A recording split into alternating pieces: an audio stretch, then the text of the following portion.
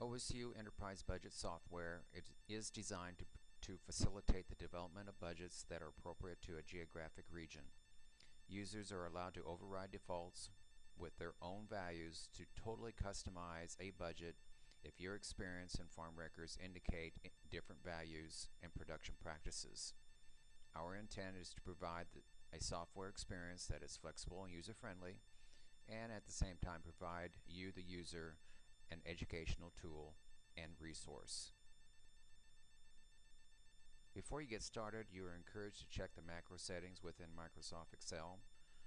The macros need to be enabled for the budgets to operate properly. So in order to check whether or not your macros are enabled, you can click on File on your toolbar, click on Options, then you can click on Trust Center Settings, and then Macro Settings, and then make sure that Enabled All Macros is specified.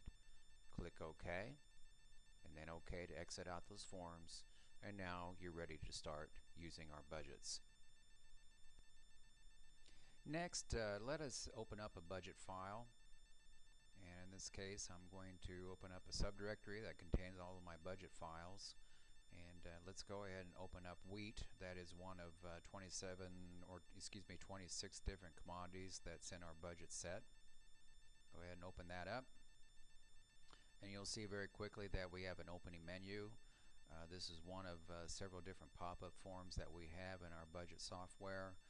And it's all part of the interactive budget building process that allows you, the user, to build a default budget on a fairly easy and quick basis, and then make some revisions and edits later on to better fit your farming operation. So the information that's contained in this form are all very pertinent in building I would say, a starting place with your farming operation and building that budget. The two fields at the top really are descriptors. Whatever you enter in these two fields will be in the budget summary sheet as shown over here, and then we can specify the size and scale of our farming operation. Really, when it comes to primary determinants of those budget costs, we look at the size and scale of the operation, the cultural practices, the farming organization, size and scale of the machinery complement that's used in our farm, and those are big drivers when it comes to building those initial budget costs. So enter in the total acres farmed, which is crop and pasture of your farming operation, of which is 160 acres of the total farm is in wheat, and we're referring to this 160 acres for this particular budget session or setting. And this budget is used for where you have three different choices here and some cultural practices. One which is grain and winter grazing, very common here in the state of Oklahoma, sort of a dual purpose production system. And but also we can choose from a graze out, which is strictly a a forage production and utilization scenario utilized by livestock. Traditionally it's cattle. Or if it's a grain only, no forage production or utilization, strictly a grain production setting.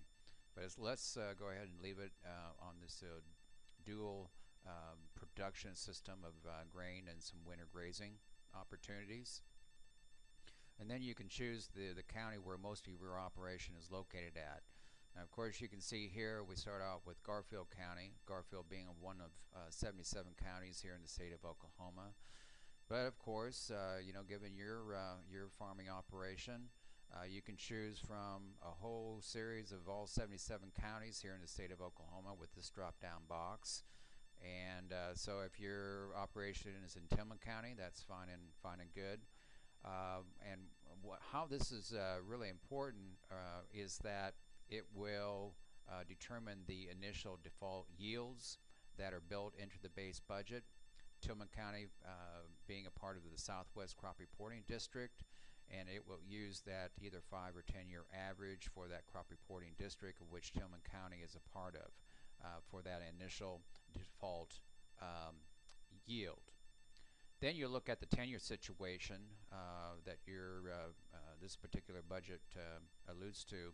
If you're the owner-operator, you can specify that. If it's a cash rental situation, you as a tenant, then you can specify the cash rental on a per acre basis. And then if it's a crop share, whether you're the tenant or the landlord or landowner, please specify the percentage of the production that you expect to receive. Typically here in the state of Oklahoma, at least for wheat production, it's 2/3 of the production is received by the tenant, maybe 1/3 by the landowner, but of course that varies depending on your particular situation. So let's leave it on the owner-operator setting, and then we move down into more of the the farm organization and structure.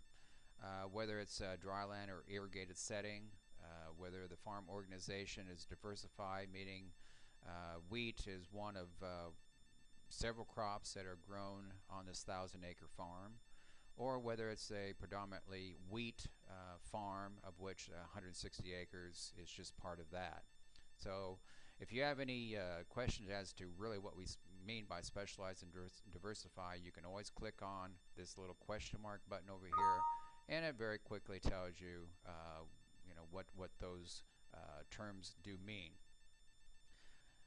And then we can choose the machinery complement size, which are primary determinants on developing those machinery costs for some non-harvested operations or field passes.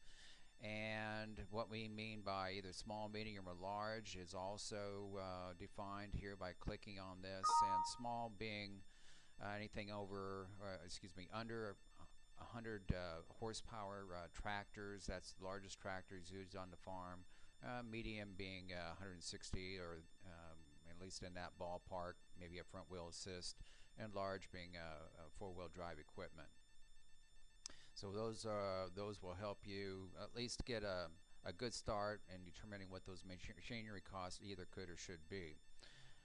And then you can choose the type of tillage system involved on this budgeted wheat acreage, whether it's a low till, a minimal amount of field passes over the acreage when it comes to tillage operations, or whether it's a conventional tillage, meaning we have a clean seed bed.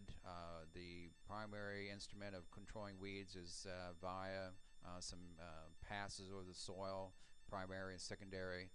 And if it's a true no-till situation where there's a minimal amount or absolutely no disturbance of the soil profile. And by specifying one of these three different scenarios, that will also determine the fertilizer applications and also pesticide practices involved with those different production systems. If you click on OK, all the information that you have up here above that you've specified will be used in building that base budget.